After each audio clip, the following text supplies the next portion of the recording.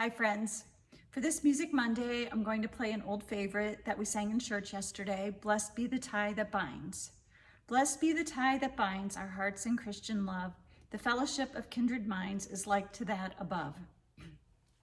John Fawcett, a dissenting Baptist clergyman in England, gave us one of the most beloved farewell hymns of all time. Fawcett's parish in Wainsgate, described by hymnologist Albert Bailey as a straggling group of houses on the top of a barren hill, may have been typical for many rural pastors of the 18th century. Fawcett, orphaned at 12, was bound out to a tailor in Bradford where he worked long hours. He learned to read and eventually mastered Pilgrim's Progress, the devotional classic by John Bunyan. Fawcett was converted under the powerful teaching of George Whitefield while the evangelist delivered a message to 20,000 people in an open field. It is said that upon telling Whitefield he wanted to preach, the evangelist gave Fawcett his blessing. Mr. Bailey describes Fawcett's congregation at Wainsgate. The people were poor farmers and shepherds, unable to read and write. Most of them cursed with vice and ignorance and wild tempers. The established church had never touched them. Only the humble Baptist had sent an itinerant preacher there, and he had made a good beginning. John and Mary Fawcett went to live there in 1765 following his ordination. By engaging families house to house, he built a congregation that grew to the point that a gallery had to be added to the modest meeting house. With the addition of 4 children to the family, a modest salary that was supplemented by parishioners' donations of wool and potatoes was barely adequate, especially during the long winters. The story is told that a prestigious parish with more financial resources in London, Carter's Lane Baptist Church, extended a call. It is at this point that it becomes difficult to separate fact from imagination. Mr. Bailey, a vivid storyteller, sets the scene. John and Mary decided to accept. The announcement was made to the church and the farewell sermon was preached.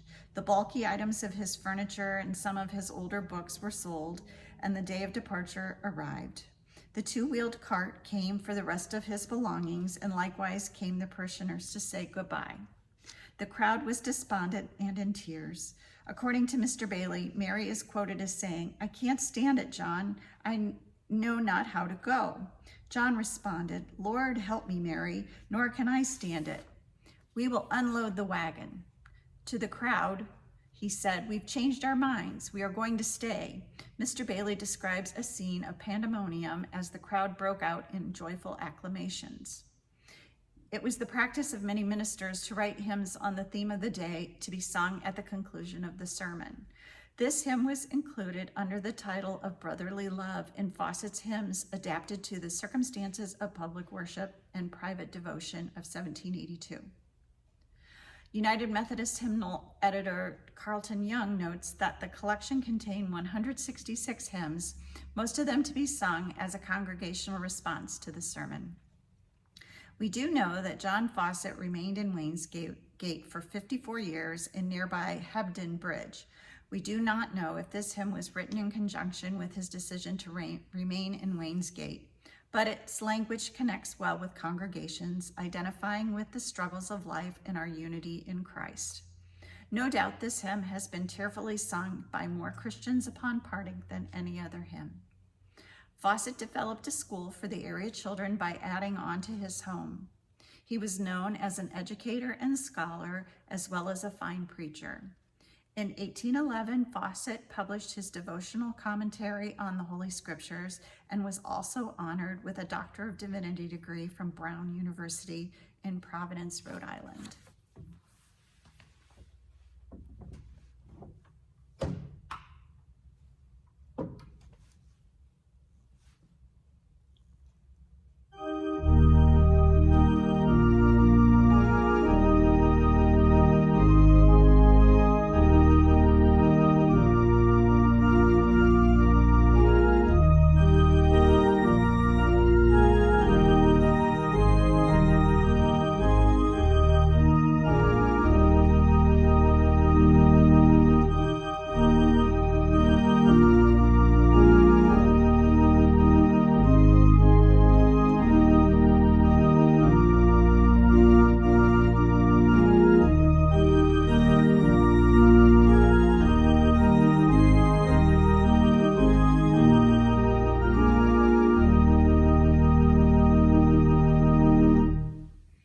Have a good week.